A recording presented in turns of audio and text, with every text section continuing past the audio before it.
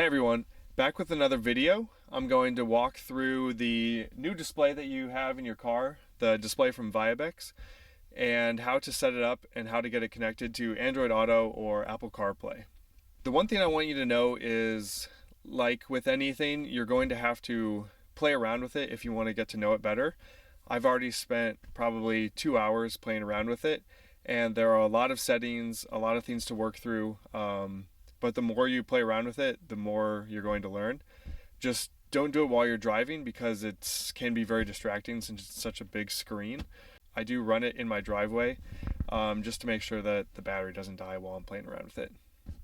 Keep in mind, it is basically just a giant Android tablet. So if you have a Samsung tablet or something from Google, it is very similar to that. It's running the Android 12.0 operating system with 128 gigs of memory, so you can install a lot of apps too. Today I installed a software update to the system. So I have this background that you might see or you might not see when you install yours. But you have your Bluetooth music or music that's loaded on the app here, radio, and then the apps. So if you're here just to find out how to use Apple CarPlay, you just go to apps, and then there is the TLink5 app, and this is the app that allows you to do CarPlay or Android Auto. And my phone should be connected, but it is not. It shows it's connected, but I've had this problem where I have to disconnect my phone and then reconnect my phone in order to get it to actually pull up CarPlay. So it's still connecting. It says pair success. Okay, and now here we have Apple CarPlay. So like with any tablet, so with an Android system, you swipe down from the top to get to your like brightness settings, volume settings. There's a way to easily take a screenshot.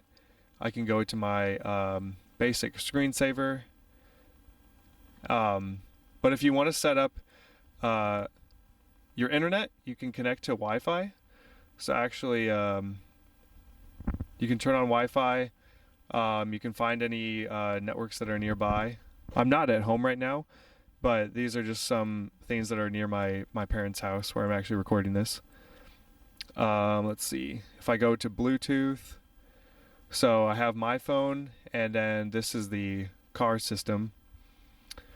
And then, so yeah, this is the device of my tablet. I renamed it to Highlander. And then there's also, so I did install the GPS system. So if I go to the Navi, the built-in navigation software called iGo Navigation, and that will load up their maps. But I prefer CarPlay, so I will be using the Apple CarPlay and that system instead. But this is pretty good. It's not bad, honestly. But we're gonna go back. So there's also a really nice like radio.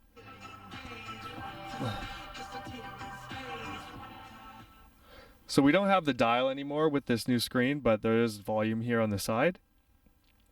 And then you can also, like, if you get that thing to tap, you can easily mute it.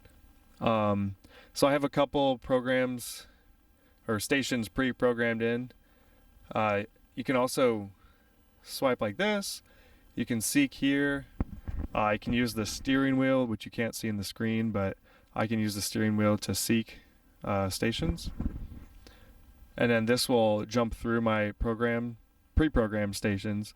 And then you see 87.5, that's kind of the default. So if I go to a local station here, 93.3, I can hold on this, and that will save that 93.3 now to that favorite number 4. And then I can pull up something like this for EQ, where if I want to do a scene, like if I listen to a lot of heavy metal music, so I might switch my EQ to heavy metal. And then zone is, okay, I want to have it more up front. I can move the sound more to the back. So pretty nice interface for playing around with your sounds. Bass boost, a bass filter. So if you're into it, you can really customize your sound system. Let's go back to the home screen. So there's a lot of things that you can customize. So like here, if I open the door, it'll pop open this door, but I can turn that off. So I don't really need that. I have that on the display in front of me on my dashboard, so I don't need that on the screen here. Temperature, so you can just customize how you want some of this stuff on. I don't know what air conditioning display would do. Steering wheel, there is a way to program your steering wheel and what buttons do what thing, but I have not messed around with it. Everything seems to work flawlessly right now, so I'm not going to mess around with it.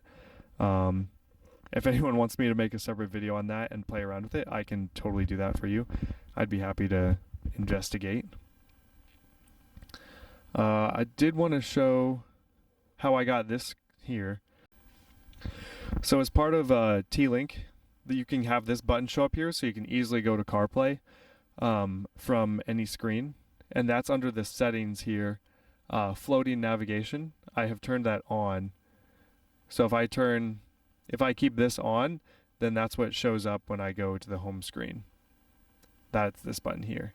So now I can easily go to CarPlay. Just a reminder that this is a Android system.